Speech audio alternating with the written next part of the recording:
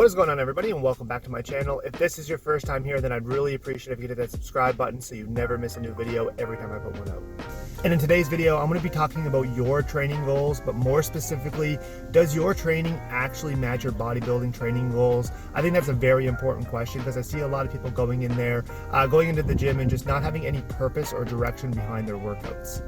So if you find yourself in that position that your training isn't really producing the results that you're looking to see, then you definitely want to make sure to stay tuned for these 3 tips because these are going to be extremely important to make sure that you're making continued progress, but you're also enjoying it while you're doing it as well. Starting off with my first tip, and that's to focus on the right exercises. I think it's very important that the exercises that you do pick you have a strong mind-muscle connection with. Obviously, some of the compound exercises, those are going to help build foundational strength, and they're also going to build muscle in the process. But I think people get too caught up with feeling that they have to do them, and I think that you really need to focus on which exercises you that actually work the muscles that you're trying to target. And I'm not just talking about isolation exercises because it's much easier to be able to feel like a concentration curl versus maybe like a chin-up or something like that. I think they serve their purpose in your workouts, but I think you need to really figure out which exercises work for you and which ones don't. In terms of being able to do that, you also need to take into consideration the enjoyment as well. I think a lot of people neglect this. I know personally, if you don't enjoy doing deadlifts and you're always having to go in and force yourself to do them, maybe it's not the exercise that is for you, I guess. So I think that I don't want people to feel pressured into having to perform an exercise because it's only going to last so long before you end up ditching it anyways. So I think you're be much better off finding an exercise that you're able to progress in, that you're able to enjoy and you're able to stick with. But on the mind-muscle connection aspect of it, I think that that's extremely important. I know personally for me, once the weight starts getting heavy with some of the main compound lifts, it's honestly just pushing weight at that point, which has, like I said, has a purpose in your training. But I think you really need to make sure that you're working the muscle, you're feeling it being worked, and you're picking the right exercises that put you in a good position that you actually feel. And that's going to go a lot more, that's going to take you a lot further in your training than actually trying to load up the weight as heavy as you can go and just move the weight.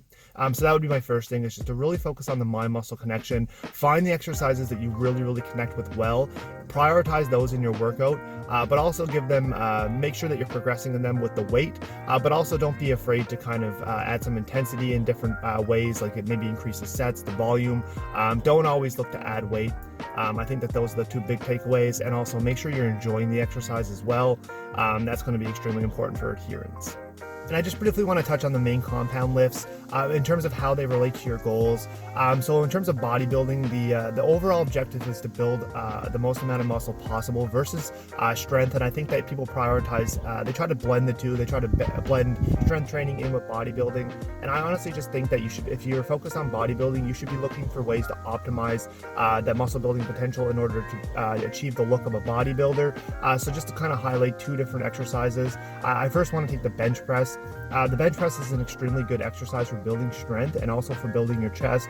But I think as bodybuilders, we're more concerned with the upper chest because that seems to be the spot where a lot of people lack the development. So in terms of the bench press, is it really the most optimal from a bodybuilding perspective? I think you'd be much better off doing an incline press and prioritizing that because as bodybuilders, we can never have enough upper chest. So that's just an example of the exercise selection and how you might be able to make a better choice in the gym. So I'd be going with an incline press instead of always having to feel like you have to go on a push day or a chest workout and start off with the bench press. I think that if you really prioritize an incline bench press or an incline dumbbell press or something that kind of favors the upper chest a little bit more, I guarantee you're going to see a lot more upper chest development, and I guarantee they'll align much more to your bodybuilding goals. And I also want to highlight the squat as well. There's a couple things I want to mention on this. I think a lot of people think that they have to squat heavy and they have to go in there and push a bunch of weight in order to make their legs grow. And I think that everybody's different depending on how if you're a hard gainer or if you've depending on your training experience. I think that's going to play an impact. But I think a lot of people get hooked on the back squats. And I think just opening your mind up and knowing that there's other variations out there that are just as effective.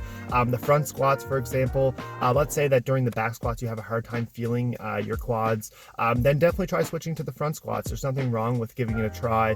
You're still able to progress with it. It's still a great movement. It's still a squat variation, and it's going to be able to build those quads. So if you're a bodybuilder and you're looking to kind of prioritize those quads, then definitely give the front squat a try. But that goes back to exercise selection and understanding the difference between between the back squat and the front squat.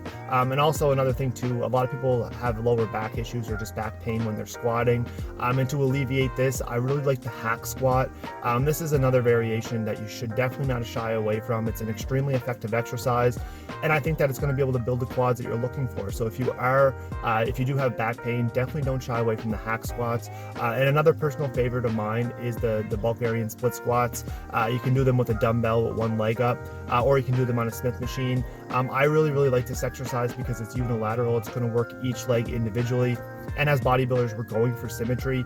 And I do find that sometimes with squats, when I get down in the bottom position and I'm pushing up, I do kind of lean towards one side. I've noticed that from filming my squats.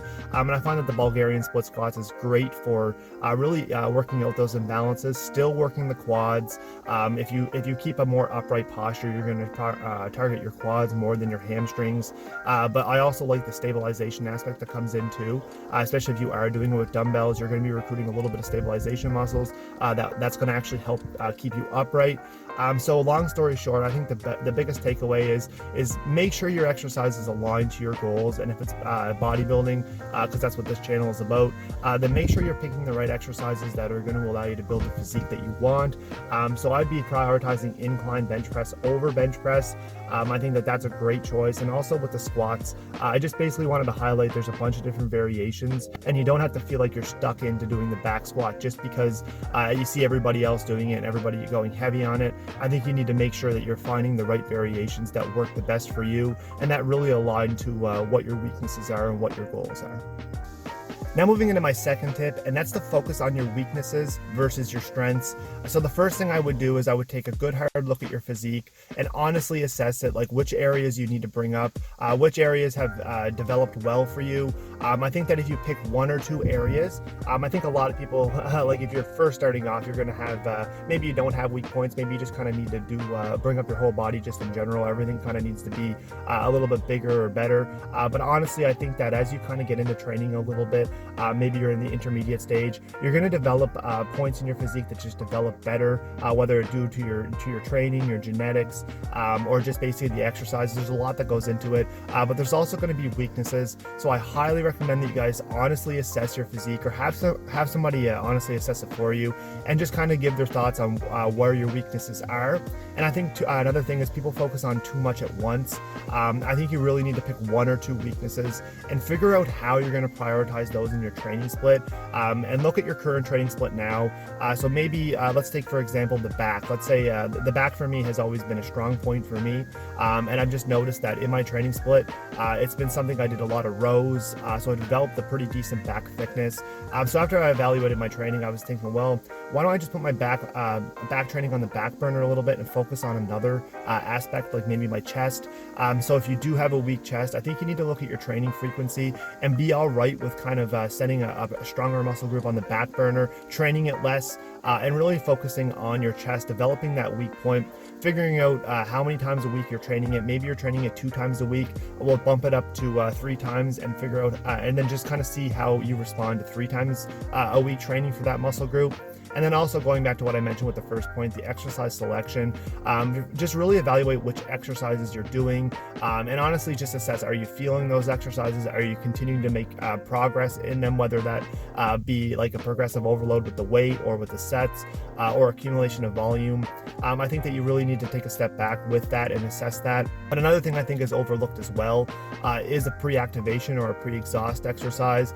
I know personally for me, the lats have been something I had a hard time connecting with, and it was something that I really wanted to improve on myself. So I honestly just started doing pre-activation exercises, and they made a big difference.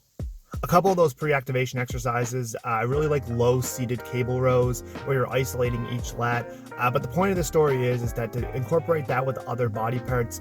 So going back to my example with the chest being a weak point, maybe try doing a pec deck fly, or just an isolation exercise like a chest press machine chest press before you actually move into your heavy pressing.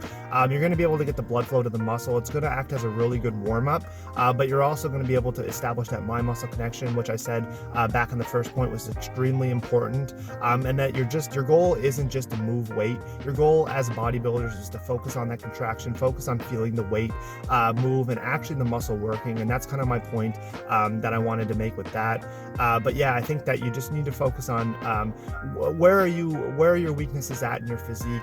How can you address them, and what kind of things can you do to really make sure you're prioritizing them? Maybe you have to hit them first in your workout. I know personally for me, abs or core has been something I always wanted to improve, and then I honestly took a step back and assessed kind of my core training, and I always found that I threw it after leg day, and leg day is honestly very taxing, so just throwing it on after leg day wasn't enough, and I realized that I was probably neglecting a lot of core training, and that was probably one of the reasons why it was a weak point. So I think identifying it and just kind of being able to identify why it might be a weak point, like are you taking it on at the end? Are you always doing your biceps last in your workout? Maybe you're just not doing enough chest volume because you're prioritizing other things that you're already strong at. So I think that just taking an honest look at your physique. And on a nutrition related topic as well, I want to highlight the importance of if you're doing like a cheat meal or you're doing a high carb day, I truly believe that if you're going to have a cheat meal and you really want to focus on improving a body part, I think it's great to have a cheat meal the day before you actually train that body part. So going back to chest, if you take that example, I would have higher carbs, not necessarily like a cheat meal, but I think that being able to have more carbs in you the day before is going to be able to fuel your workout a little bit more, give you a little bit more energy, and allow you to kind of train with a little bit higher intensity. So honestly, I think a nutritional strategy by actually including a high carb day before you train that muscle group is going to be beneficial. So that would be a nutritional strategy, is to make sure that you're really prioritizing a refeed day to kind of optimize that training session, but also look at your post and pre-workout nutrition as well. Are you getting enough carbs? Are you getting enough protein in before your workout? Are you giving yourself enough time to kind of digest that food? I think that those are the little things, but they add up, especially if it is a weak point. So I think the biggest thing is to really focus on those weak points. The biggest thing for me was the hardest thing to accept was to kind of put things on the back burner. But honestly, a muscle will maintain pretty easily. So you don't necessarily need to be worrying about losing too much size, and I think that you're going to get a lot more out of improving your weak points in terms of prioritizing them and building them up, and I guarantee you'll be able to get the physique much faster if you do so. And my third tip would be to evaluate your progress. This is a lot, it's easier said than done, especially if you're not working with a coach or you have somebody that you're able to check in with. But I think that the importance of taking pictures, at a minimum, I would do a month. And I think that weekly pictures is probably what you'd want to do. I think that makes the most sense. You can definitely notice improvements, especially if you're comparing, if you take them for a year and you compare from when you started to where you are now. I guarantee you'll notice things that you wouldn't have noticed if you didn't have those pictures. But I think that really evaluating your progress is going to be extremely important. Hold yourself accountable to it. So I think that every 2 weeks or every month, really sit down, rejig your training, find new exercises, add new variations in, determine if you've made progress with the weak point. Are you currently enjoying your training? How's your training split going? These are all questions that you need to make sure that you're addressing each week. Has your motivation been high to go to the gym? Has it been low? How can you adjust your training to make it a little bit more enjoyable? Because at the end of the day, that's the most important thing. You got to enjoy what you're doing, and you got to make sure you're picking the right exercises that are going to allow you to not get injured, that you're able to establish a strong mind-muscle connection with, and ideally it's got to balance with your schedule as well. Like, you got to have that work-life balance, which is extremely important.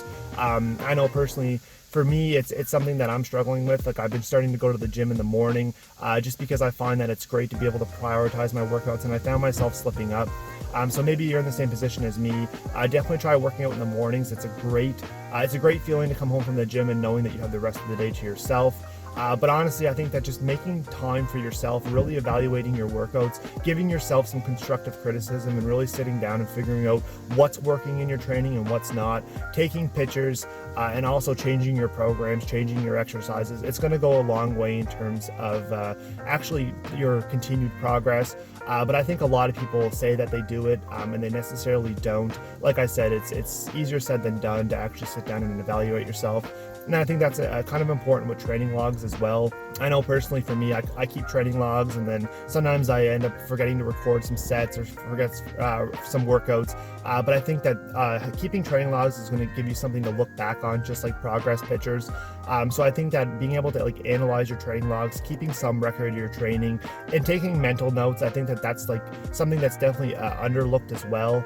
Is just that how are you feeling during that exercise? Make sure you record it on your phone. Write it down in your phone, maybe bring pen and paper to the gym, and that's going to give you a lot more feedback than the actual weight that you used.